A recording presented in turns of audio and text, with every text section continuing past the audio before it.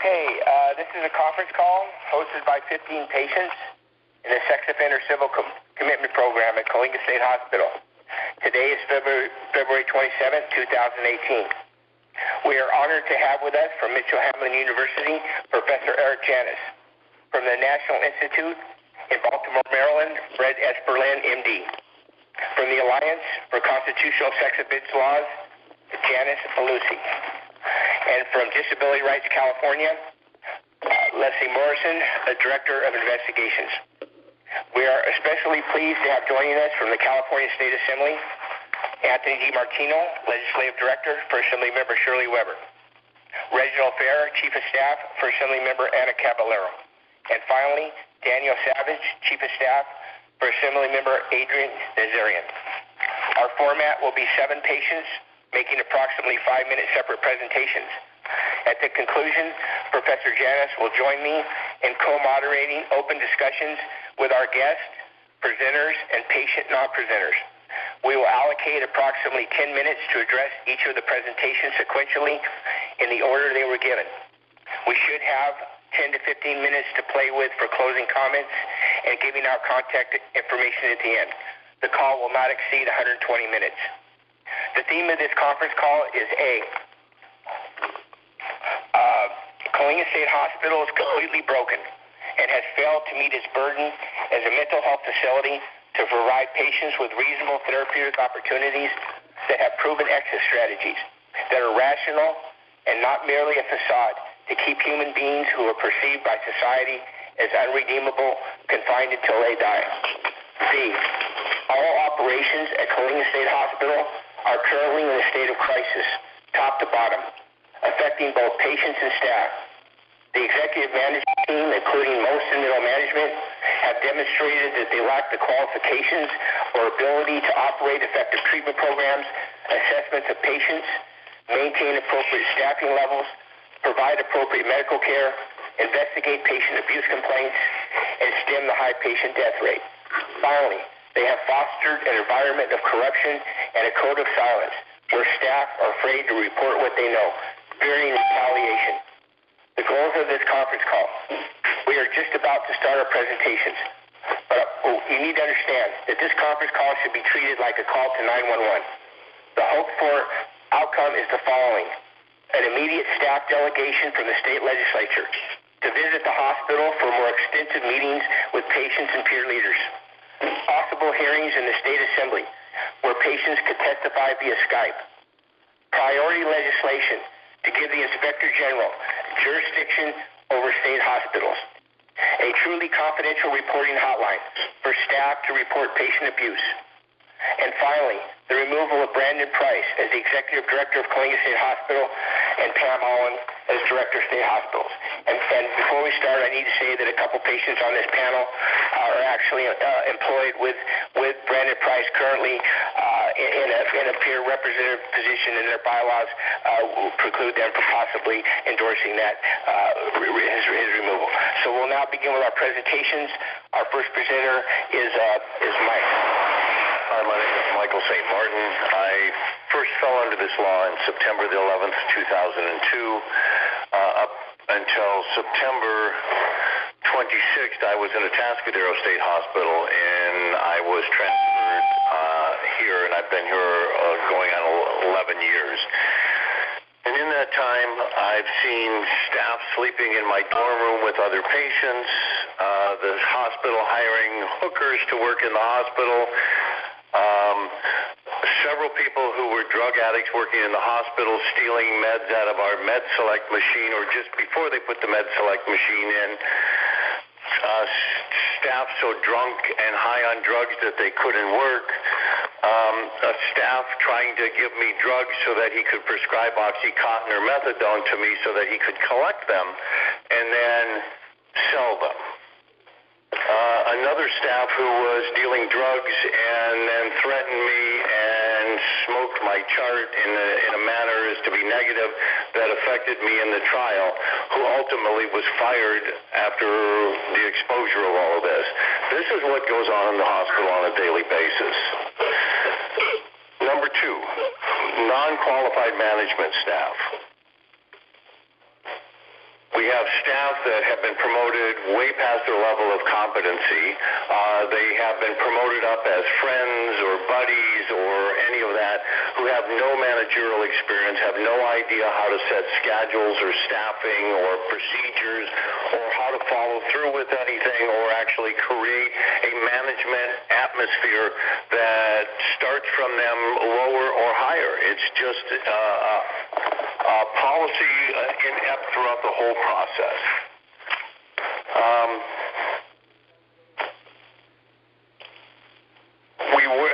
I was on the hospital CDEC, which is the Civil Detainees Advisory Council, and we met with, at the time it was Audrey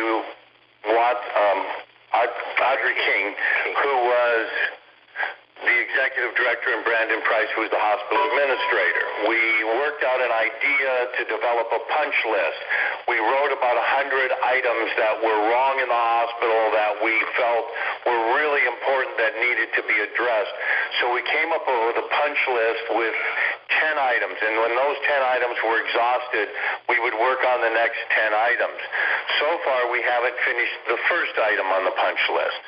That's how the management team in the hospital works. No policies, procedures, or written instructions to the staff. Staff come to me on a constant basis and want to know what the policies or procedures are in any given item, because I read all of the policies and procedures in the hospital, and they tend not to be able to review those or know what's going on or have training. They're required to do training. They just sign off on it so they don't have to do anything. The financial mismanagement of the hospital is they started with an unrealistic budget expectation that they've never been able to meet, from basic paper towels all the way to our medical needs. They're using next year's money to pay this year's bill, so we're constantly in a state of not being able to pay it. The doctors, the lab services, the suppliers, they refuse to give us treatment. The medical doctors refuse to see us on any given time because they haven't been paid in months on their bills. Patients are receiving past due bills from medical services they received because they weren't paid for these. The executive team deals with CDAC as an inconvenience while they perform their job. Brandon Price was a truck driver in the Department of Corrections who was promoted to the executive director over a board-certified psychiatrist with over 40 years' experience, because I think at some point they thought maybe they were going to need to move some furniture at some point and they would need him. The overall policy of the Department of State Hospitals: delay, deny, divert, deceive. Now I'm going to go on to 4350. The therapeutic community went to Brandon and said that they wanted to work with the hospital to be able to develop a coping mechanism and work with the patients, and Brandon's response was, that's why the staff gets emergency pay. They implemented a scanner program for us to scan our electronic documents, and then they turned around and offered us shredding to shred these documents, and the next week they took all of our electronic appliances so that we lost all of it.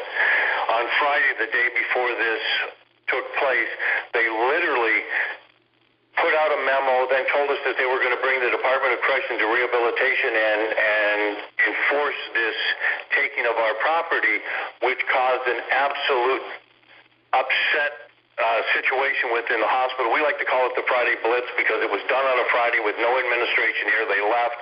They had a 3-day weekend, and the whole place, as you know, turned into a mess. The executive staff didn't work with our elected officers to help facilitate any of this stuff. They took the CDAC as an inconvenience while they performed their job. The fact that our local assemblyman authored a bill, AB 2839, which takes us and doesn't allow us to vote in this community anymore, goes to the fact that all of this all along has been a manipulation by the state and the city of Coalinga to stop us from voting in these elections. There was no contraband list on the items they were taking until yesterday. They posted it on the units. That's the end of my presentation. Thank you very much, Mike. Our next presentation is from Doug. Doug, you want to come forward? I'm Douglas, and I'm going to discuss treatment and the Mayberg consent decree. I understand that I've been a patient at this facility for over 5 years and have experienced perpetual distress by clear deficiencies in the program here. When I look at this understanding, I begin by realizing that the California Supreme Court in Henry Howard noted that involuntary civil commitment is limited to those who suffer from a volitional impairment, rendering them dangerous beyond their control. They cited the U.S. Supreme Court case of Kansas versus Hendricks, one of the landmark cases in this case.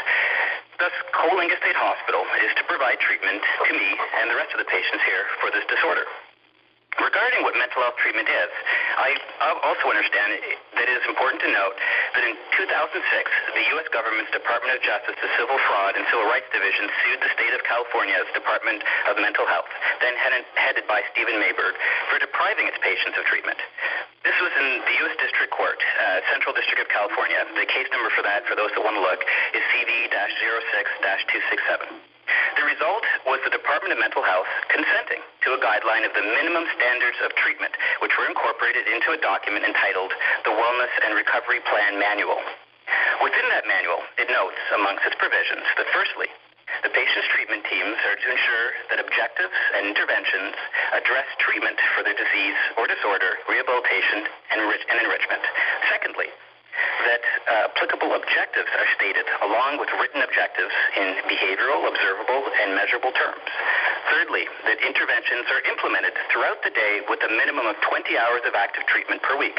Fourthly, that the focus of hospitalization and objectives are to be revised as needed to reflect the patient's changing needs, and where new interventions are developed, when current objectives are achieved, or when the patient fails to make progress towards the current objectives, that these are actually made.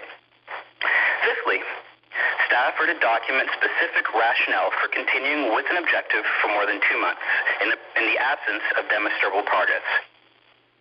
Thus, none of these treatment requirements are possible without firstly identifying the current symptoms of volitional impairment, then secondly creating treatment interventions to address these specific symptoms, then thirdly monitoring and documenting whether the intervention results in a reduction of symptoms. Where fourthly, if after 2 months there is no demonstrable reduction in symptoms, the intervention should be reviewed for potential modification. However, none of this occurs at Coalinga State Hospital. In fact, once federal oversight was removed, so was the facility's use of the Wellness and Recovery Plan Manual and its stipulations in its entirety. When patients, including myself, brought up these crucial failures, we were told that the hospital's clinical administrators recognized they could do things better, that they would look into defining what the impairment was and what the relevant symptoms were. However, they failed to remedy these failures.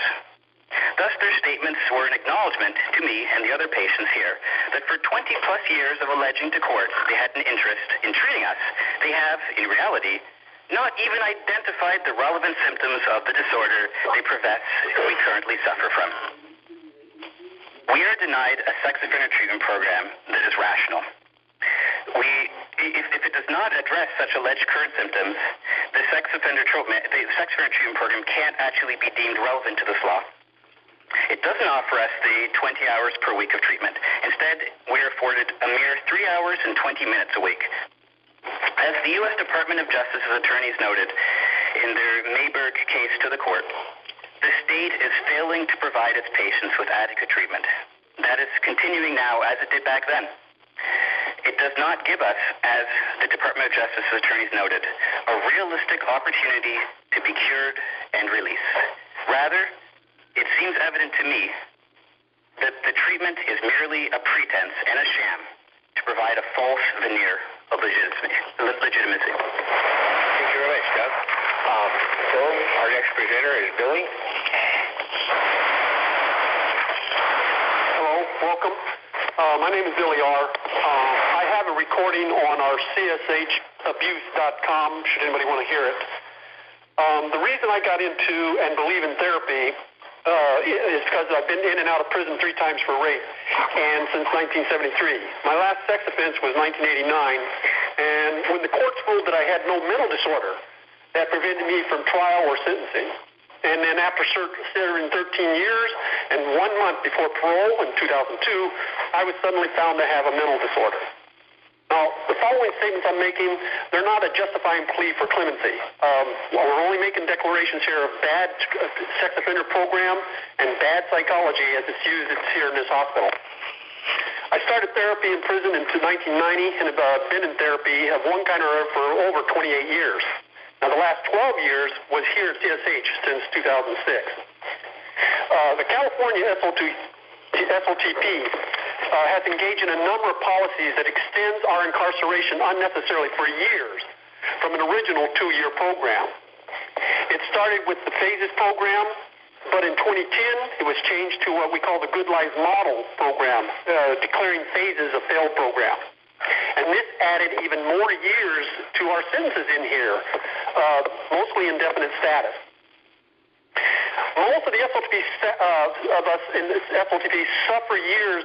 We're just waiting for assessment tests for a lot of it, which CSH makes us repeat endless times over the years, waiting on lists and waiting for enough staff to do those tests. This causes cycles of depressed mental suffering and anguish, hopelessness, and nonstop periods of emotional and psychological abuse. The other part of this is that we're told that polygraphs won't stop staffing, but in many cases that's not true. A failed polygraph, no matter how many you pass, can prevent staffing. Another ongoing policy is they keep an endless SOTP of rotating our therapists. They come, they go, they leave the jobs, they go find better jobs and better opportunities, and our new facilitators take on groups, but they don't know us and they don't know our work. This, again, takes time to readjust. New facilitators also, they don't know the time or take the time to go over our work. They don't take the time to go into our chart. So they don't know us, and they aren't familiar with our work, and this prevents us from having to progress because we have to repeat stuff for new people.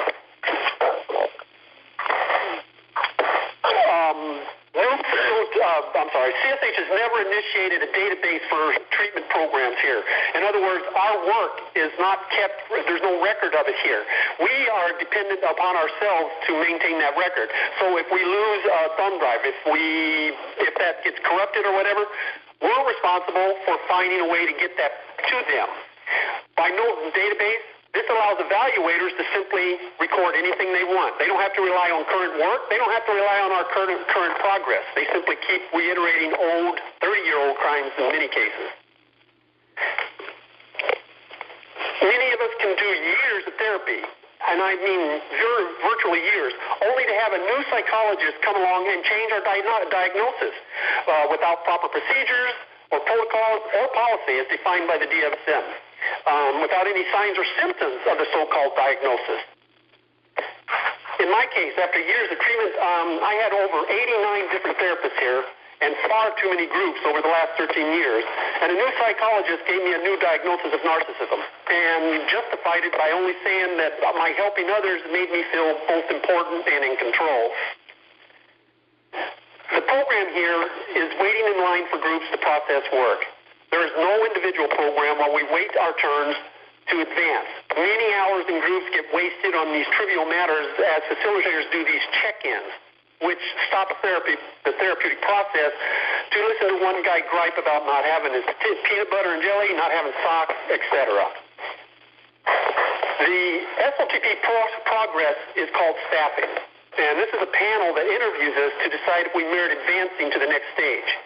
For many of us, the scheme has been made many of us repeat groups and processing is that the panel is made up of staff who do not know us and they're not familiar with our work or pay attention to the positive aspects of our efforts. This extends our treatment by years when new facilitators that are there now don't know us either. In my case, at the final stage of treatment, with years of recorded work, good work, staff acknowledgments, I had positive and pro-social behaviors and notes, as well as I had 6 staff who knew me and had worked with me for years as guests at my staffing. The panel ignored all that, and they wanted me to do more work, take more groups on issues long since addressed in endless groups in the past. There there's a history here that hurts all of us, and that's treatment keeps being extended for issues having nothing to do with our crimes, nothing to do with our dynamic risk factors, or our treatment, or even our behaviors. This is because there are administrative holdups here. Not enough staff for testing is one, or to do the assessment. Not enough staff to pay attention to who runs the group, or enough staff to run those groups. Evaluators who continually use old 30-year-old crimes and discount current years of therapeutic growth. I've been in treatment for 28 years, and yet every year evaluations say I'm getting worse without improvement or growth. Obviously, this extends my time. We are stuck in a never-ending cycles of shame and guilt for our crimes, no matter how hard we work issues out in our therapy, with no relief, without let-up, without reprieve. And we were stuck with this frustration which causes nonstop suffering and anguish. Thank you for listening to me. Okay, thank you, Bill. Our next presentation is from David on the medical issues.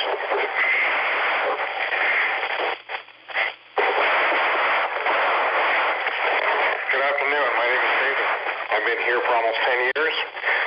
The past 9 years I have worked with individuals throughout the facility and on the CDAC as the health and safety, dealing with individuals' medical times and their needs that never seem to be met.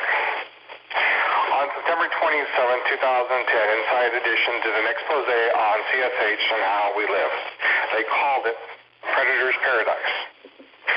They talked about how we receive millions of dollars of medical treatment and care. Unfortunately, like most TV shows, this expose was fiction. Over the past 8 years since that program aired, we have seen the medical neglect in many forms. One of these forms is seen in our medical unit, where our most vulnerable people are at, either dealing with about to die or recovery from major procedures, i.e. surgery, heart surgery, hip replacement, other items. We see the neglect in there by patients sitting in their own fecal and urine matter for hours because staff refuse to change their diapers. Patients' call lights are not being answered until patients are screaming for help out their door. We've seen soiled linen and diapers being left on the floor for days. We've seen hypodermic needles and with needles still attached, left in rooms by nurses and psych techs. We've seen staff sleeping on one-to-ones on people who are dying or in pain. We've seen other neglect and a lack of medical emergency training for the staff. We've seen due to this lack of medical training, emergency training, patients have died, i.e. proper way to do the Heimlich maneuver, CPR, the use of crash carts, the way to place somebody on a backboard. We have a physician here by the name of Dr. Newbarth, who at one time was our chief physician and surgeon. This surgeon and this doctor DCs medication and other treatments that are prescribed by other doctors and nurse practitioners here within the facility. He also DCs medications and treatments by specialists that are from the outside this facility. We spend hundreds of thousands of dollars a year sending patients out to see doctors for specialists. We have one man who decides that he doesn't like that treatment and DCs everything. So it's a waste of money. We have seen the dental department. The dental department here has three major issues. First issue, dentists pull teeth that are still good, that just need a root canal or a cap or even a filling. They decide to extract it. Second one, there is no emergency dental sick call here. So if you have an emergency, a broken tooth, an infected tooth, you sometimes have to wait days and months. There's no emergency sick call or even an emergency dental after hours or on weekends. Sometimes if you break a tooth on a Friday night, you'll have to wait a week or two to be even seen. One of the biggest issues within our facility that we do not have is a hospice care, a palliative care program where a patient can go and die with dignity, respect, pain-free, and surrounded by patients and loved ones. We also see patients being denied treatment because their RNs on the units don't feel it's needed. In the past, we've seen 2 patients die because they were told to go drink water and to lay down. Off hours. We've seen the NOD, which is our nursing officer of the day, refuse patients to be seen by doctors and are told to see their primary care physician if it's on a Friday night. Will not be seen until a Tuesday or even Wednesday because Mondays and Tuesdays there are no doctors here. One of the biggest ones we see within the facility that our patients have is when they go out to medical. When patients are seen out to medical, most of them refuse because they do not want to deal with CDCR. CDCR is one of our biggest issues with the medical. They use extreme tactics when using mechanical restraints against us. Officers drive fast while they're texting on their phones. Patients are being placed in kennel-like vans, dog kennel vans with one large cage in the back with an inch seat to sit down for hours when they have to drive to the coast or to even to Fresno. Other vans don't have working AC in the back. So during the summer, you're kept in a van. It could be 100 degrees outside with no air conditioning. Patients unable to recover fully in the outside facilities because CDC wants to come in and talk all night and day and listen and watch TV when a patient's trying to sleep. But the number one biggest fear is the patient being abused verbally, physically, like it's been done in the past. So in closing, let me tell you this. Think about it this way. You're a patient here. You've been trying to see the doctor over a stomachache. But you're being refused. Finally, the doctor comes in and sees you. They order diagnostic testing. Diagnostic testing, you're put to the side for months. By the time the testing is done, or even found to even find the testing diagnostic was ordered, was the fact that you're seen. Now the doctor says you need to go to an outside specialist. You find out that you have cancer. Once you find out you have cancer, you come back here. They tell you, oh, we're going to take you off all your pain meds because we don't want to see you being euthanized. You have to have a person you love, a family member, or even your domestic or husband here in this facility, to sit by your bedside as you die. And they tell you, no, we want you to die alone and in pain. Thank you. Okay, before we go to our next presenter, which is on patient rights, I do point out, because some of the patients were afraid to mention this for fear of retaliation, but our current chief surgeon at the hospital is Jonathan Hamrick, and this comes from the California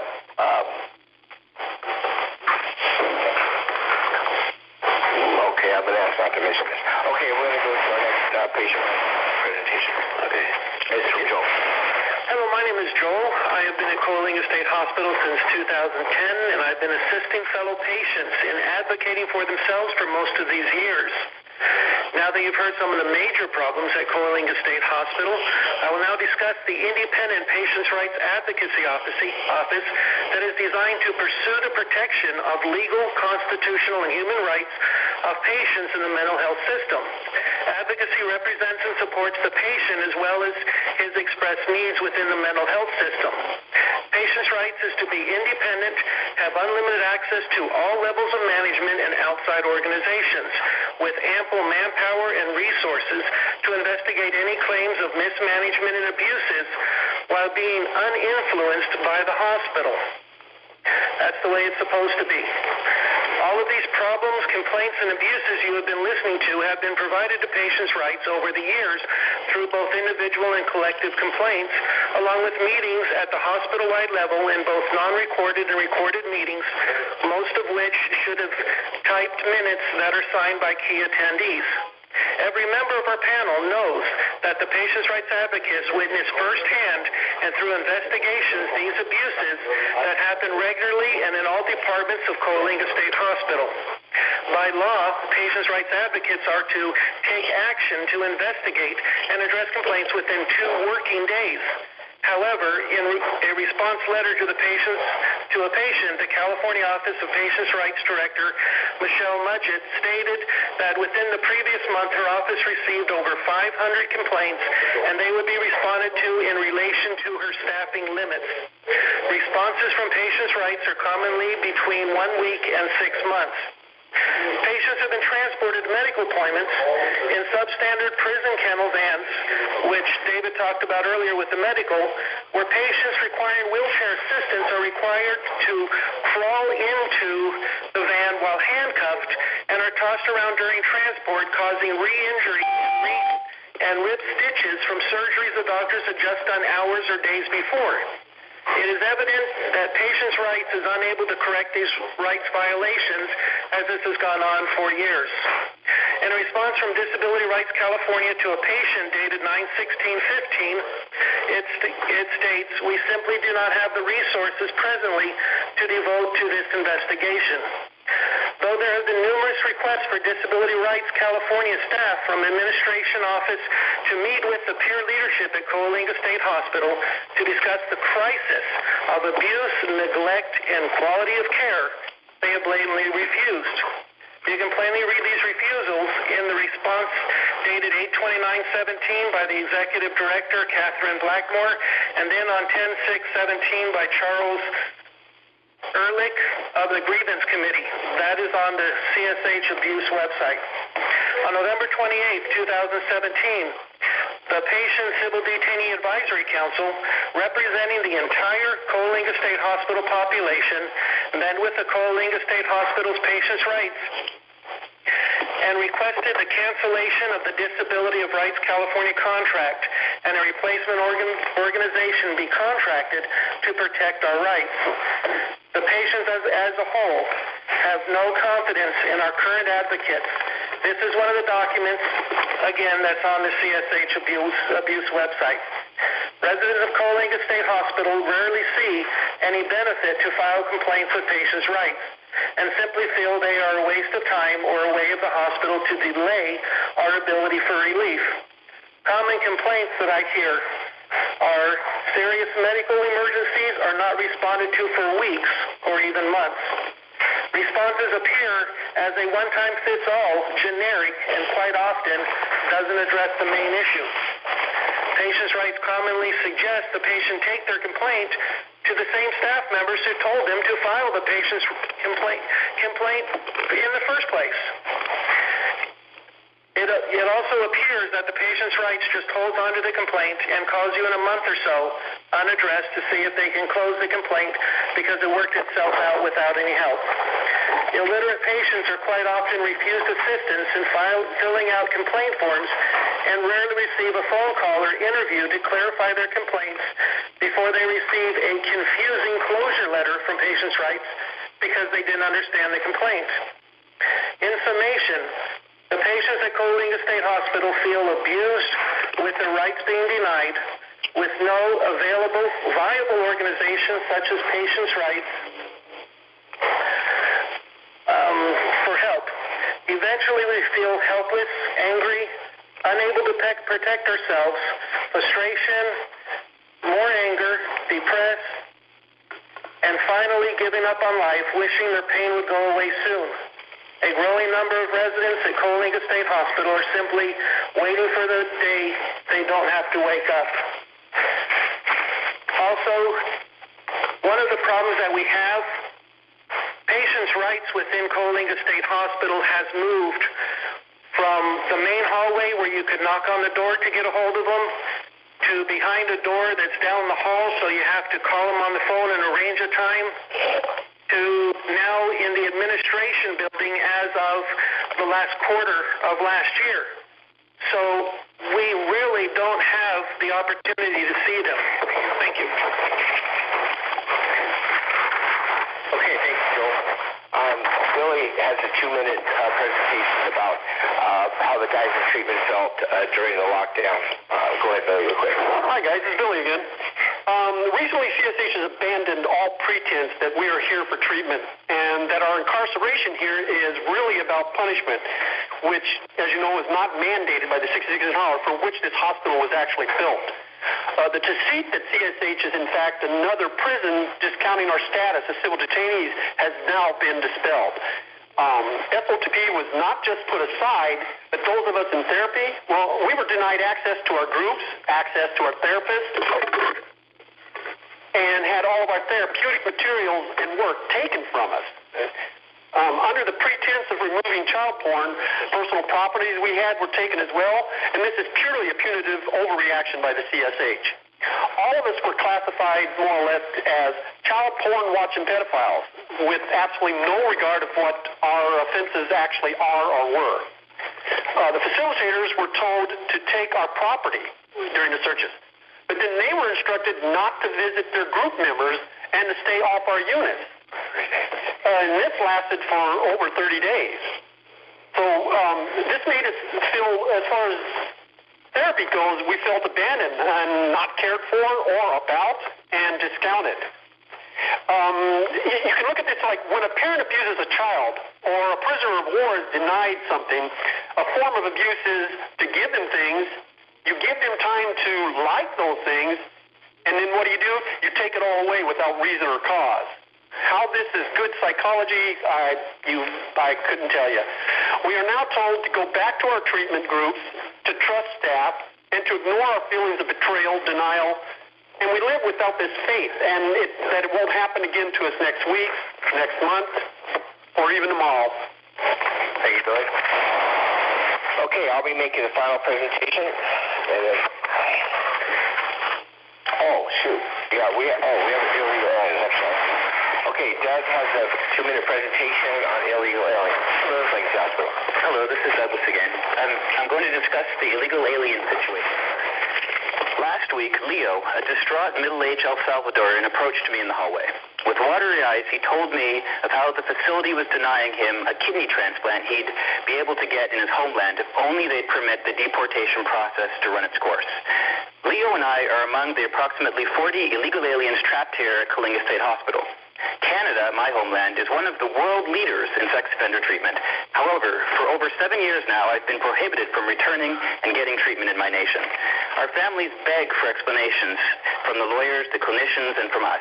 Yet they can't understand what possible interest California has in keeping us in their state now that we've completed our punishment for our past crimes. In 1999, the Los Angeles Superior Court ruled that Perez, an illegal alien, being subjected to the SCP Act was unconstitutional. However, that same year, the ruling was reversed. The appellate court had been persuaded that Perez would be able to take part in the outpatient in-community part of the program. The appellate court believed the U.S. federal government could defer deportation to permit illegal aliens to be treated in the community in a manner equal to that afforded to U.S. citizens. Since then, as the LA court understood, every illegal alien ever released has been deported. In 2013 and 2016, the U.S. Supreme Court stated that which had been evident on the topic, namely that those convicted of aggravated felonies are subject to mandatory deportation. Sex offenses are listed among those crimes deemed to be aggravated felonies, of course. When I asked the director of the sex offender program why we weren't just turned over to ICE for deportation, I was shocked to hear the falsity that California wants to prepare us to be released into the California community. When I asked why we can't have mental health transfers to our homelands as other illegal alien mental health patients can, the director refused to answer this question at all. I was left with a painful sense of dismay and confusion.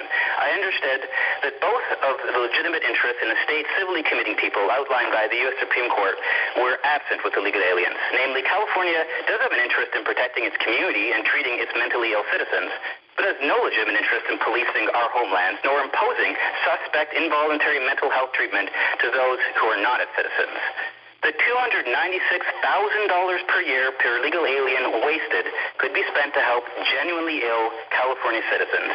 However, until then, we will continue to long to be returned to our homelands. Okay, thank you, Jeff. Okay, the final presentation is mine, and here we go. My name is Jeff. I came to Coalinga State Hospital in 2006. I'm involved with the CSHabuse.com website, where we have stunning recordings posted of Coalinga State Hospital staff, which alarmingly have never resulted in a full-blown on-the-ground investigation of this facility. Former Police Chief Chuck Rebeau stated in one recording that the current Department of State Hospital Director, Pam Allen, had a corrupt and evil administration when she was the executive director here. He reaffirmed these allegations on October 19th of last year when he was interviewed by Assemblymember Adam Gray's office, offering to testify under oath before the California State Legislature.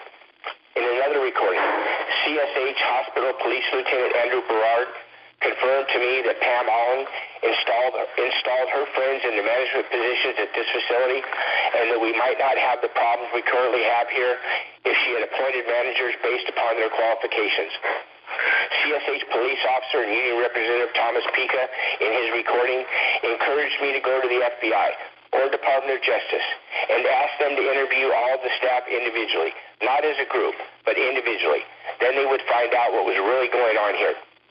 There is a recording of a psych tech, Doug Maley, where he reveals to me that if one staff member reports another staff member for any misconduct, all of the staff are going to punk him. He also stated that supervisors who discipline subordinates for abusing patients will be outcast and punked by all the staff for the duration of their employment. There is a recording of a nurse, Dave Holansky, stating that if you show compassion for a patient at Coalinga State Hospital, you are putting a target on your back. The most stunning recording is former staff psychiatrist Diane Keskis informing me that I had only scratched the surface in terms of the corruption I had uncovered at Coalinga. And she said, if you keep digging deeper, they're going to try and hurt you. She also stated that the issue of so many men dying at the hospital, which I had brought up, was discussed in several doctors' meetings. Then the topic went back underground. She stated, people are dying, nobody's caring. The facts on the ground at Coalinga State Hospital are ugly. Hundreds of staff have fled this facility since 2005. Literally hundreds. Each of the patients on this conference call have had many caring, desperate staff whisper in their ear the same things that are on the CSHabuse.com website recordings, along with their fear of retaliation if they said anything to anyone about what was going on here. The code of silence runs deep at Coalinga State Hospital. The administration and clinical staff have stood by silent for years, saying and doing nothing about the toxic and deteriorating environment within this facility. Hundreds of patients have lost hope, resigning themselves to the fact that they are going to die at Coalinga, or made conscious decisions that this is in fact the place where they want to die, because returning to society is too frightening. The hospital doesn't even know who these patients are, or exactly how many. They don't want to know. The clinical administrators have refused for years to do an annual survey to identify them. Furthermore, hundreds of patients refuse to participate in the hospital's treatment programs. Yet administrators and clinical staff similarly refuse to conduct an annual survey of the population to understand why their program is a failure, incorporate that information into a database, bring in consultants, and try to make the program work. Patients are simply existing day after day, not thriving, completely unable to anticipate or realistically envision a future life of any sort. When patients complain to managers that staff are abusing them, this is viewed as staff splitting, and their complaints are usually treated as not credible. In rare instances when allegations of mistreatment are sustained, almost always abusive staff are simply moved to another unit. Serial abusers are moved like pieces on a chessboard because they have close friends in management who protect them. Patients work for $2 a day in demeaning jobs, primarily cleaning toilets, mopping floors, and picking dirty food trays for years, deprived of meaningful work, which prepares them with modern-day skills for life back in society.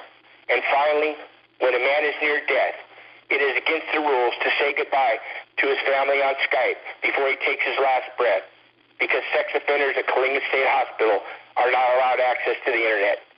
I have to close by asking if former Police Chief Chuck Rabeau was correct when he described Coalinga State Hospital administration installed by Pamela Allen, the current director of state hospitals, as corrupt and evil. Thank you. So, Eric, we can now go to our 10-minute sequential discussions on each of the presentations, and the first one was with Michael St. Martin. Michael, you want to come forward? Well, I just wonder. We've heard a lot, and I think that I don't know if this is out of place or out of school, but if any of the legislative staff people have questions or want to explore any particular issues more deeply, okay, I could certainly ask some questions, but I think those folks are the key people who might have some questions. Anthony Dimartino, Daniel Savage, Reggie Fair.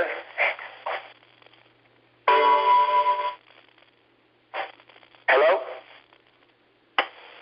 This is Anthony. At the moment, I don't have any specific questions. That was all very clear, but I'd love to hear questions from other people on the line. Reggie?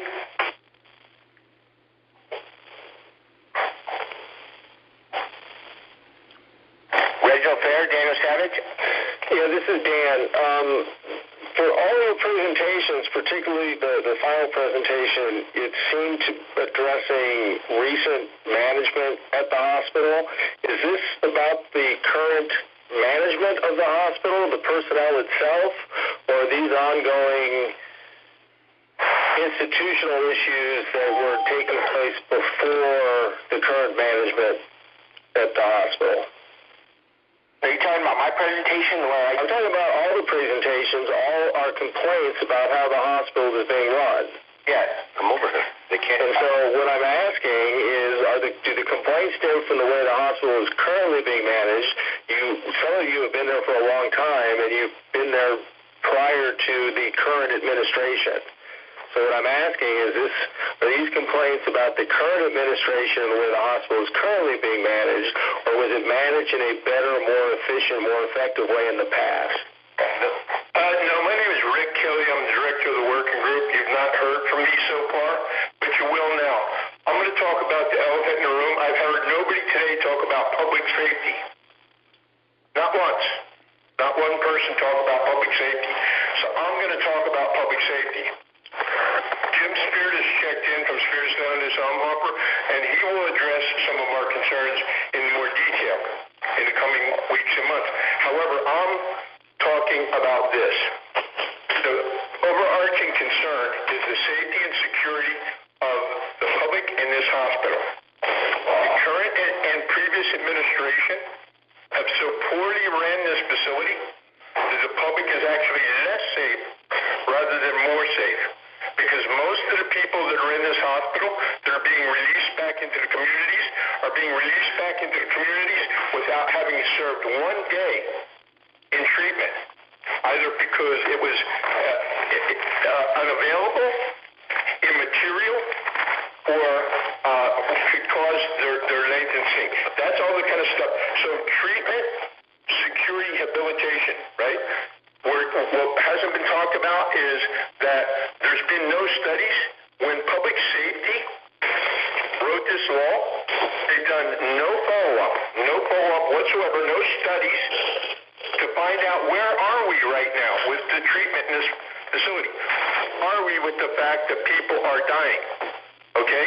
I did a declaration for Spertus Landis and Umhopper on April 25th of 2016, and I said if we don't immediately address some of these medical problems here in the hospital, the people are going to die.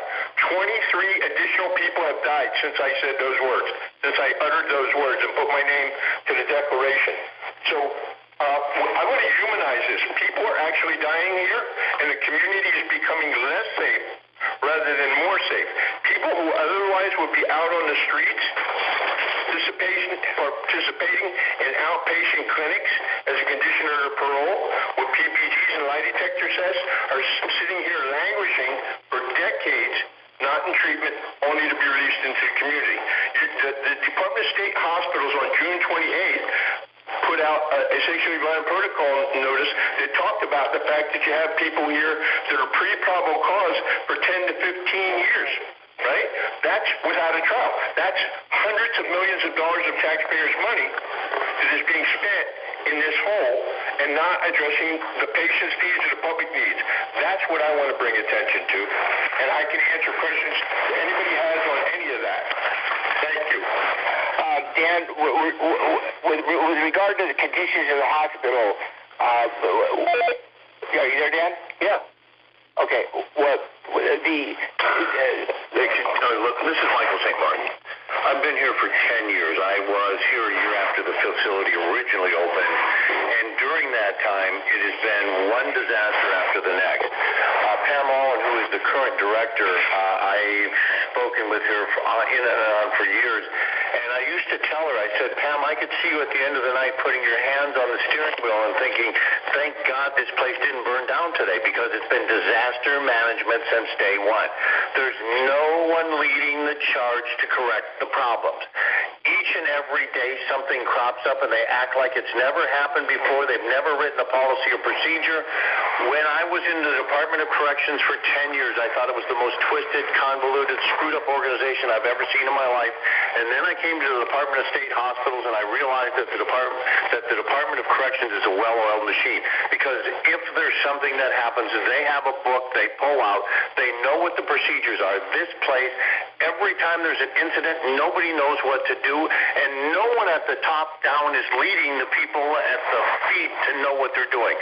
During this current shakedown, for example, the staff weren't even informed of what they were supposed to do. They didn't know what to do. They started taking the property because they were told it was just being thrown away, and they threw people's property in the trash because they didn't know what to do with it. They had no direction from the administration at the top that was supposed to be directing this. This is a simple explanation of what has gone on since the first day I stepped into this hospital. 11 years later, it's the same thing. You promote people past their level of competency, and you have no one leading from the top down, and that's what the problem is. Mismanagement all the way up, from promoting people that are friends all the way up to how the system works to the medical center. There is no department in this hospital that is not affected, including the budgets that they do up that are unrealistic, that they have millions of dollars of shortfall on, that they've had millions of dollars of shortfall on for years. If that answers your question on what... Yeah, actually it does. I mean, I literally have hundreds and hundreds of pages. We have hundreds of pages of documents that can spell out the mismanagement of this place. That's unbelievable that if anybody in the public heard about this, saw it, did it, experienced it, and this became public, would be such an outcry that the taxpayers of this state would be shocked that this was happening. I've never seen anything like this in my life. I'm 61 years old, and I've been incarcerated for 25 years. I've never seen anything like this from anywhere I've ever been. Let me bring in another guy here named George. He's been here for 10 years. George, go ahead. 2 minutes. Hi, been here since September 15th of 2005. 40th person through the door, and I can't do anything more except to tell you that everything you've heard is absolutely correct. One of the other things that just kills me is just even from the street, if you were just to look at the difference between this hospital and the prison next door, the amount of security and the amount of money that is being spent on roving patrols around our hospital, the CDC doing that, and compared to the prison next door, is astronomical. This has become more punitive of an area that would be amazing, and just the amount of money that is spent right there is just astounding. The other thing, just really quick, my wife did a very cursory 2-mile radius around her house to see what sex offenders were there in their types. The people that were being released without even coming here at all, we were way less on the violence, if that's a way to put it. People with serious, and yet we're the bad ones, and we're spending, what is it, $310,000 a year or thereabouts, $840 a day for that. And yet these other guys are out. And you're trying this treatment thing. We're doing everything we can. You've heard this. And what do you get for it? And finally, in reference to the voting, it seems to us that if you don't like something, you get rid of it. If you vote against something, you get rid of it. Taking away even more rights just seems to be astronomical. Thanks for your time. I don't know if you know this, Daniel, but the way they're billing here, they're billing like a normal hospital, $40 for an aspirin, $320 for a vitamin. David wanted to make a comment here. Go ahead, David. Jeff, I'll have a question when you get back around to it. Okay, go ahead, David. Real quick, 2 minutes, David. I want to take a question for Reggie. Well, why don't we do the question? Okay, go ahead, Reggie. What was your question? Yeah, hi, Jeff. Thank you. If the person is caused, just reading through some materials, I came across something in a report or maybe it was an article. You mentioned the high percentage of number of patients stay at the facility that are refusing treatment. Is that the biggest factor or reason for refusal is because you have to admit all the sex crimes that you committed, even though that you weren't arrested for, and the fear that that could be used against you in court? Is that a true, accurate statement? Is that still contributes to the biggest reasons why patients are refusing treatment, or is there other factors? Anthony, this is Billy R. I'm the one that's Reginald Fair. Sorry, Reggie. That is true. It's in the nature of therapy, you have to disclose. And that's just and you have to take a polygraph too, right? Well, you're required to take numbers of polygraphs and numbers of PPGs. But what you said, yes, it is true. It's the nature of any therapy. If you go out to therapy on the streets, you still have to tell them the problem. The difference is that we've already served the time for them, so unless you're admitting to new victims, then you're just doing your therapeutic process. Didn't they use Cheney's treatment material? I can speak about it. Now you're talking about the legal. Okay, so what we were talking, he can't hear you from there. This is Rick Kelly again. You got to come straight to the phone. I was just Hold on. You can't hear you. You got to come to the phone. This is Rick Kelly again, speaking to the working group. So I was just talking with some of the facilitators about this very issue the other day. So a guy is in state prison. He knows he's being evaluated for whether or not he's a sexually violent predator, right? So he says he puts his best story forward, okay? Because he doesn't want to come here, obviously. Now he gets here. They don't do a baseline PPG to find out where you're at. They don't do a baseline lie detector test, because if they did, they would, and then they test you again 2 years later, and you've been in treatment for 2 years and have shown no improvement, it shows how broken their system is. So they don't want to do that. Okay, that's what I was talking about, not doing science-based medicine, whether it be psychotherapy or whatever. So in this alternate universe that we have here in California, where the psychotherapist-client relationship is not confidential and there's no firewall between the clinical use of admissions and stuff like that and the forensic use, that it impedes people's participation in treatment. Because as you progress in treatment, if every time you get closer to the truth, it's something that you can be impeached with in your trials, what are you going to do? You're not going to tell the truth, or you're not going to get in treatment. So it actually keeps preventing people from otherwise being in treatment. But that's a legislation. Okay, one other thing too, Reggie, I want you to understand, and I think every single person in this room would agree. How many guys in here have been in treatment? You guys, 1, 2, 3, 4, 5, and they dropped out. You guys dropped out, right? Yeah. Okay, I've been in treatment, dropped out. One of the things that I can guarantee you is that a primarily driving factor in not participation in treatment is that people see this as a failure on a couple of areas. One, that it takes 5, 10, 15, 20 years. As you heard from the men in here, Billy's had 89 facilitators. They make you repeat the work. It never ends. And then the guys who do manage, the few people that have gotten to the end, when it comes to release you, they can't find you a place to live.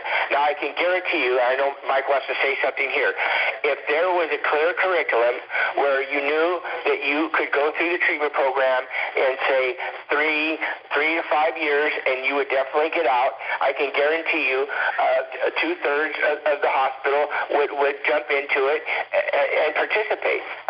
Mike wants to say something. Over the years, became friends with Chris Hurd. Chris Hurd was a former prosecutor in Sacramento who actually worked with Montjoy and them to actually write the SBP Act. And over the years of working with and talking to Chris and doing some radio shows and other things, Chris explained some of the things, what's going on, what's happening in the SBP program around the country. He actually became a PhD, became a psychologist and did evaluations. And over the years, he decided that I no longer met the criteria. But in that friendship that we developed, he explained a lot of the stuff that was going on, the misnomers, how they took a simple thing like this and became a cottage industry.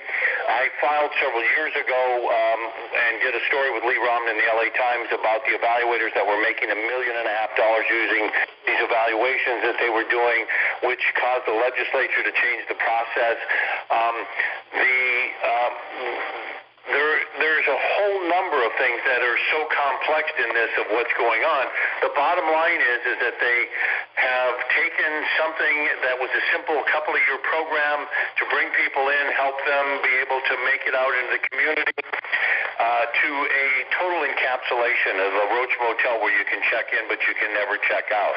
And the problem with it is that I've been here over 16 years on this, and I've never participated one day in treatment. And the reason is simple, is that they don't have a viable treatment option.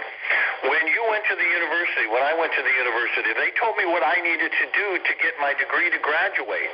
And any of you that would have went to a university and you asked them, what do I need to do to graduate, and they told you it was a moving target, but that at the end of it, they'd let you know when you could graduate, you probably wouldn't have went to that university. And that's what we're up against. We're up at a moving target that none of us can meet the target. And that's the basis of hopelessness and despair here. David from Medical wanted to make a comment, but do we have any other questions? Dr. Berlin, Anthony? Yeah, this is Jim Spertus. Can I just jump in with one quick point that there's really two very easy legislative fixes to some defects in the SVP statute. We're evaluating, for the Coalinga population whether or not we should file a 1983 action and have not yet done that. But in that process, there are two defects. One is that inmate statements in a treatment program should not be usable in their trial to determine their SVP status, because entering treatment is a goal, and typically these are privileged communications, but for some reason the SVP status at trial is based on the admissions that inmates make while entering treatment, which must be made or they're disqualified from entering treatment. So it's a catch-22 that has a very easy legislative fix, separate from whether or not there are due process violations. I just want to make that point, one sentence in an amendment to fix that whole problem. The other issues deal with the quality of the treatment, and I'm not speaking to those, but use of admissions that you need treatment shouldn't determine your SVP status. That's all I wanted to make. Go ahead. Rick. This is Rick Kelly again. Quickly, man. Just one time. So the working group, in furtherance of what Jim was just talking about, took the Mayberg Agreement, which is 92 pages of an agreement between the California Department of State Hospitals and the federal government that took place in 2006-2007. And we showed in every way that the current program substantially departs from generally accepted professional standards of care and from Mayberg. So we said, okay, this was agreed to in 2006 by the Department of State Hospitals to bring this place up to snuff, to bring all its state hospitals up to snuff, and we've documented in detail how this program has substantially departed from everything from nutrition to assessments to everything, every aspect of life here in Coalinga. And in no respects is this hospital meeting what the bare minimums were that were set forth in a consent judgment. Not one. And that is a shame, because as I said, this, even if we could pretend for a minute that we don't care about one single person in this hospital, there's some things that the public needs to understand, and that I feel very strongly about. Where I part ways with some of these guys when they said a treatment program that at the end of it you get out, at the end of a treatment program that's realistic and has all the things that should be there, if you're still not suitable for release, I don't want you out. But what I do want is a realistic opportunity for guys to get out. And that doesn't exist, and it's actually making the public less safe. Thank you. And let me mention, too, this hospital has about 300 mentally disordered offenders, Mike, about 300 mentally disordered offenders here. Well, we also have 250 mentally disordered offenders who are not sex offenders? They are sex offenders. They are sex offenders? Okay, and we have CDCR figures here. Okay, David, who did the medical presentation, wanted to make a comment. Dr. Brian, you still on here with us? Yes, I'm still here. I'm still listening. Okay. One of the things that in terms of the guys that have given up here on life, I've always felt that something has crept in here in terms of the men that have given up, something tantamount to similar to Stockholm Syndrome, because guys are there any more questions from our guests? Hello? Hello? Yeah, this is Dr. Brian. I'm here. I didn't have any questions at this point. I read you first. David Green wanted to make a comment first. Good afternoon again. My whole issue is this. I understand that the mental health side of this is extremely important. But to have a good mental health situation, you've got to also have a good physical health situation. A good physical health situation, a good mental health situation ensures that an individual is healthy at 100% of the time through this process. One of the problems here in this facility, I graduated in 1991 with a nursing degree at Loma Linda University. I've worked with many hospitals and even have my own business. I have never in my life have seen a hospital run medically this bad ever. If this hospital was a private hospital, it would have had tanked the first year. We have patients here who are being denied everyday access to their doctors. We have patients being denied diagnostic testing so they can find out if they've got cancer. Or even one of the biggest things here in this area, in this valley, as you know,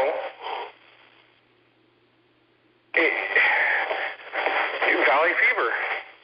You know, it's like we can't even get tested for that. They refuse to test for valley fever unless you see a symptom. And you've got to have 5 of the symptoms prior to them even thinking. 5 of the main symptoms for valley fever before you can get even tested and treated for it. That is asinine. And to sit down, and what really gets me, and excuse me in French, but what really sucks is this. We've had patients down on our medical unit dying on their last breath, and the hospital decides at the last minute, we're going to pull all their pain medication. If anybody on this call has ever had a loved one in a hospice care or in a palliative care program, they know pain medication is the #1 thing that is kept no matter what. It is very painful to have your organs and systems shut down. And to tell a patient, I'm sorry, we're not going to give you any more pain medication, even though you've got 2 days left to live, because we don't want to be seen like we're euthanizing you because your shortness of breath and your heart's irregular. Well, you know what? Just because I'm short of breath and my heart's irregular, that means because I'm dying. It doesn't have anything to do with the medication. Any other questions dealing with the medical within the facility? Right, anybody? Eric? Let me just mention a couple of things that I think are of interest. And I don't know how up to date this is, but as of information I have from 2016, I thought it was quite interesting and concerning that about half of the patients who are at Coalinga have not been civilly committed by court. They're on a detention status, and I understand that some of that may be because of their own lawyers' strategies or whatever, but I just wonder how sensible a system that is to have almost 50% of the people there never having been adjudicated by a court as meeting the legal criteria for being there. Yeah. The other thing that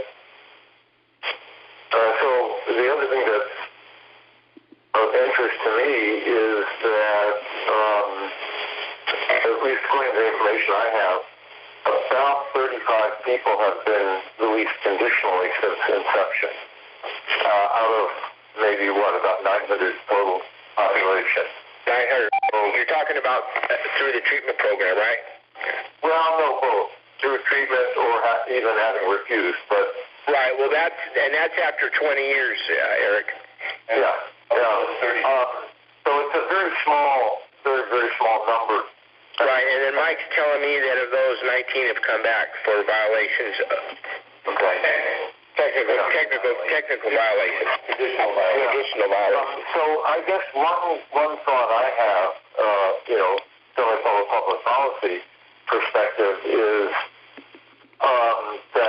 that those numbers certainly don't represent best practice nationally. And from a simple perspective of stewarding public money and using public prevention money most effectively, this is not a very smart way to do it. To have to have an $800 per diem for people who, at least looked at from a national perspective, don't need that kind of super high security supervision. Well, I would like Dr. Berlin's perspective here on, just the mental effect, the effect that this has had on people mentally. Were you still speaking, Eric? Yeah, go ahead. That's fine. I would like Dr. Berlin's perspective here because we have a lot of people, we haven't heard from Dr. Berlin, the effect that this has had on people who have basically just given up and lost hope. And that's another part of what's going on here. We don't see a light at the end of the tunnel. We don't see how our current administration is going to turn this around, and if we don't get rescue from the legislature to do something, we're very scared. Dr. Berlin? Yeah, this is Dr. Berlin. Well, I think it's obvious and understandable. People become very demoralized, they become discouraged, they have a sense of hopelessness and despair. It's a very unhappy circumstance, and I've just been listening. I think many of the issues you raise are very legitimate. Obviously, it has to be looked at in terms of the concern for public safety, but nonetheless, they're legitimate. If there's going to be a treatment program, in most cases at least, it should be possible to carry out that treatment with a recognized and agreed upon time frame. If there's people who are not ready at the end of that time frame, then there should be some discussion of what to do with them, or perhaps if there's some people who are seen as untreatable, that should just be stated, and then we have a discussion about where to go with that. So I think at all levels there are legitimate concerns. Everyone in there has served their time, has presumably paid their debt to society, and has a right to have a treatment where that sense of hopelessness doesn't exist, and where treatment isn't just a ruse that is being a pretense for indefinite commitment and turning sentences or less than life sentences into life sentences. So I think you outlined clearly a variety of concerns. I think you have to prioritize them and see which ones you want to try to deal with first. But I think the main thing that has to be done at this point isn't just to go over and over the concerns, which at least from my point of view and my experience in many cases are very legitimate, but there needs to be more focus on what can be done to change this. There has to be some sort of an organized game plan to see what can be done to make things different, because simply over and over again repeating the concerns or the complaints or whatever word we want to do isn't going to change it. And again, unfortunately, in terms of you gentlemen, there's not a lot of public sympathy because of the way in which many of you have been dehumanized and so on. And again, some of you have committed very serious crimes, and you have to acknowledge that. But there needs to be some plan of how to go about changing all this, because simply continuing to outline and emphasize the concerns and the complaints, you can do that, but that's not going to solve the problem. That's not going to move things forward. Really, this is the first time we've done this, and that's why we're so grateful to have Anthony, Reggie, and Dan from the legislature, and we wanted to do that here on this call, and we're hoping that they're going to take this information forward. If I could just jump in, sorry, with some experience from Minnesota, was a really valuable and important report done by the Office of Legislative Auditor here in Minnesota about 8-9 years ago that was very, very useful and very important. So if that hasn't been done in California, it's certainly a place to start to get some good objective information about running the program, how effective it is, whether it's using taxpayer money effectively, and whether it's treating people with dignity, and what changes might be necessary. So that's something that I would certainly encourage people to think about. Who's that? Professor Janus. Professor Janus. So this is Rick Kelly again. So I want to disabuse Jeff about something that he said when he said this is the first time we did this. In fact, this is not. 20 years ago, as a class, we filed a lawsuit which was just thrown out based on a fiction, okay? And Jim Spertus can speak to that possibly. So we've been trying for 20 years to move these things forward, and in fact, 10 years after we filed our lawsuit about the deplorable conditions in the Department of State hospitals, the federal government sued the state of California about those very conditions, and they admitted in a consent judgment that they were doing the wrong thing and needed to do better. And here we are, over 12 years later, still talking. And that's the problem. The people who have the responsibility for public safety have not looked at this program, really, because it's serving their interest to keep, as long as you can confine them at any cost. If you spend $600 million to confine over 10 years, 6601s that have not even had a probable cause hearing, so be it. That's what we're doing here. And of late, based on some litigation I did, it has started to get some traction about this deplorable waste of resources and humanity. But that's exactly what the problem is that we're doing nothing but talking. And the people that actually have the power, when we're trying to speak to power, they're just not listening. Thank you. All right. Go ahead, Sam. Sam wants to say something here. What about guests? Yeah, I've been here over 5 years. My name is Sam Consiglio, and I don't mind giving my last name. I have never been to treatment. I will never go to treatment. There's no treatment program here. That's why I won't go. I resigned myself to the fact that I'm going to die here. I'm 67 years old. I got a bad heart, and I have absolutely no desire. I used to be a PAC chairman, and I had meetings with Audrey King, the previous executive director, and Brandon Price, the current executive director. And I brought up the issue about patients being abused here and why there's nothing ever being done. They just keep moving staff around. They don't ever get rid of staff. And they both told me to my face that they can't get rid of staff because they have no one to replace them. So they keep the same staff to abuse us here because they cannot find replacements. So that's very disheartening. And then that's all I want to say. Okay. Do you want a litigation update, Jeff, or no? I'm a former health and safety advisor for CDAC. I also have some medical background for 10 years in the military. Well, I'd like to express to you some personal issues which happened to me. I first got here in 2010, was diagnosed with chronic dry eye. At that time, we had an ophthalmologist on our staff here. Since then, he is gone. There's no ophthalmologist here. We do have an optometrist. They agreed that my eye condition, chronic dry eye, could be corrected with surgery. However, for the last 7-8 years, I have been on Restasis eye drops for chronic eye disease. That is the only treatment they will give me for that. They'll say I'm not a priority. A year ago, they came and wanted me to sign a waiver for treatment because it's a non-life-threatening procedure. Therefore, it's not necessary, and I refused to sign the waiver. Therefore, they just kept renewing my medication. Another condition I had, I was diagnosed with liver cancer in 2010. At the time, we had a infectious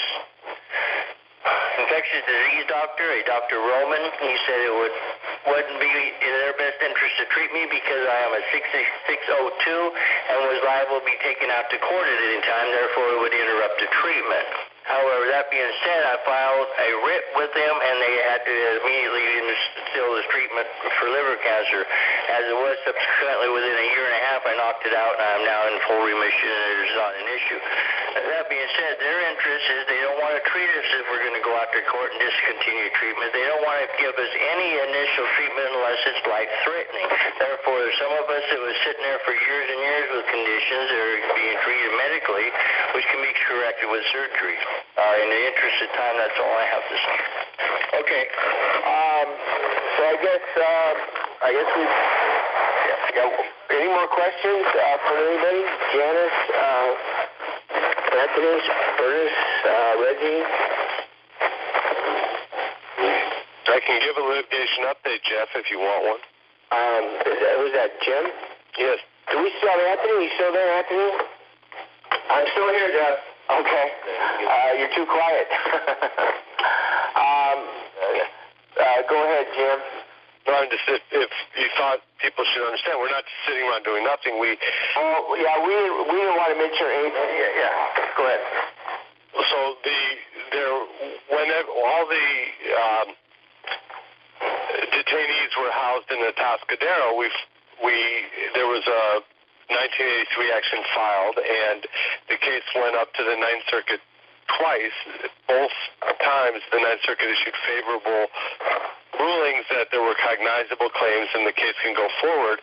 The AG's office just fought the case at every step. Predecessor counsel Lathan and Watkins was representing the detainees at that time.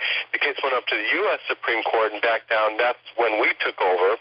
And during that gap, the entire population was moved to Coalinga, and so the district court just dismissed the case, saying it's more appropriate to bring that case in the Eastern District rather than the Central District, which is just legally wrong, because if venue is proper when a case is filed, it's proper throughout the case. But we are now in the process of just contemplating refiling and starting over in the Eastern District. It's just very frustrating because there was 12 years of litigation that preceded our involvement, and to have it dismissed on a venue question was very frustrating. But it's reality that confronts us. Tim, this is Eric. Can you tell me the name of the case? Yeah, I can, and I can certainly send around copies of the proposed Third Amendment complaint that we wanted to file that wasn't allowed to be filed. It's Heydrich versus, let me just, give me 1 second, I'll bring up the caption and give the case number. Okay, so the case was, it's James Heydrich versus Peter Wilson. That was the caption when the case was originally filed. And it was case number 98-07167. The case began with a bunch of separate individual filings made by detainees individually, and the court, Judge Hatter, who was assigned all of these cases, asked that they be consolidated and handled as a class action. So it's a certified class action, with the class member population being all of the detainees who are now in Coalinga who were in the Atascadero. And, ultimately the case will be refiled. We want to work with the patient group to narrow the claims to the catch-22 problem I described earlier, the quality of treatment issues, and, try to distill it down to 4 constitutional claims. It was broader when it was first filed, but I think if we can get agreement to narrow the case to due process violations only, we'll file in the Eastern District. And, I just think it's a very strong case. I'm a former federal prosecutor. I spent 8 years in the U.S. Attorney's Office. I am not at all just a table pounder. I think there's some very real due process issues. In particular, I think that it's unconstitutional to detain somebody civilly without a probable cause finding that they are in fact an SVP. And a large percentage of the inmate population is not, and I don't mean to use that term, Jeff, sorry, but the patient population have never had their trials. There are people that have been in custody for 15 years without a trial. That I just can't even process that. And so if we can narrow the complaint, we'll file in the Eastern District, and it'll, be a long battle because the Attorney General's office just fights everything. Jim, now, it's imperative that I say this, and this is where you and I have, over a couple of years, we've kind of bumped heads. I've been a political activist, and there's a role for the courts, and there's a role for the legislature. There is a definite role for the legislature. The legislature created this, and I've established a real good rapport with Anthony Dimartino and Reggie and Daniel. Jeff, no need to say this. I agree with you. I've even identified some very easy legislative fixes. Right, and so that's what we need to happen right now. We do not have the time to wait a year or 2 or 3 years. I am begging these good legislative staff that have come on here to, we need them to put a fact-finding delegation to come here and come here for more extensive means to validate what we've put on this call. We need them to get, Brandon Price and Pam Allen serve at the pleasure of the legislature. And if they can validate the things that we have alleged in this call, and I'm begging them to do that, to start that process as soon as they get off the phone, and if they can validate that, those two individuals do not deserve to hold those positions. And I'm asking them to move on that immediately. That's fine.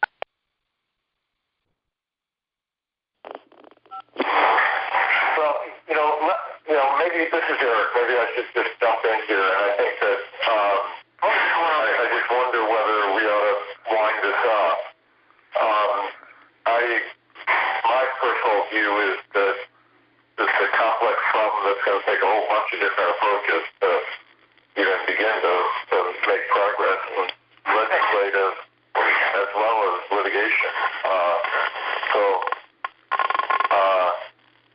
I think it's been a very productive meeting and conference call, and I'm glad to have heard. Jim, I'd love to be in touch with you if you're willing, just to learn about what you're doing. And if I can be of any further help, then anybody please let me know. So, but I would suggest that unless there are further comments or questions from the legislative folks, that maybe we kind of run the course. I'll start over there, and I'll just make a comment. It's not obviously not from the legislative point of view, but certainly I'm willing to do what I can to try to talk about what represents adequate treatment. I think it is important for people to have some sense of confidentiality. I do think there has to be some sense that people aren't in the facility where they're cured and then they're released, that there needs to be a transition within a reasonable time frame for those who can pass through the program to involve inpatient care, a transition to outpatient care, feedback, and a sense of how people are doing once they're out there. There has to be a comprehensive approach. It can't simply be that people are in some place for a long time and then we make a prediction and hope we're right. There has to be the resources available in the community to try to assist and supervise to make certain that the outcome is a good one. And that's a matter of managing folks and providing them with treatment and supervision and care. It's not just we have them in an institution and then we somehow look in their crystal ball and say this is the person that's ready to go. So there's a lot there, and I won't go into more detail, but I'm certainly willing to try to help talk about what constitutes good treatment. I support that treatment wholeheartedly. I do think it has to be within a given time frame, and I'm very troubled about the idea that treatment could be used as a ruse to turn what's supposed to be treatment into preventative detention that's going to go on indefinitely. And I'm happy to follow up as time goes along and continue to address further some of these issues. Gentlemen, this is Attorney Janice Bellucci. I want to chime in here and say that I would be happy to work with Jim, I think his name is, about legislation legislation and legislative fixes. Just a few minutes, about a block and a half my office from the state capitol. And I have initiated one lawsuit, and I'm intervening in another that affects the folks at Coalinga. I've learned the blues and incrementalism and getting small things done successfully and then moving on to the bigger issues. But I do want to throw my hat in the ring here and say that I would also be willing to engage on the legislation.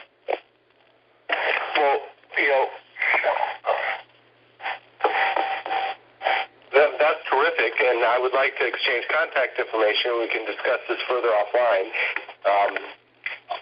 In case you have a pen, my email is, I can give it to you right now, jim@spertuslaw.com, SPERTUSLAW.com, and I would love to discuss these issues with you. Thank you. Can you spell that again, please?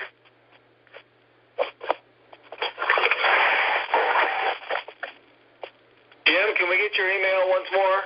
Yes, it's jim@spertuslaw.com, SPERTUSLAW.com.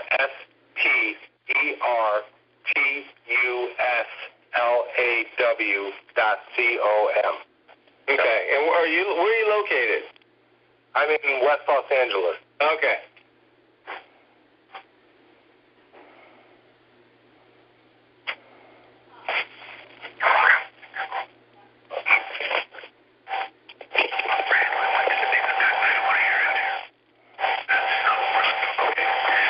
Anybody else have any other comments?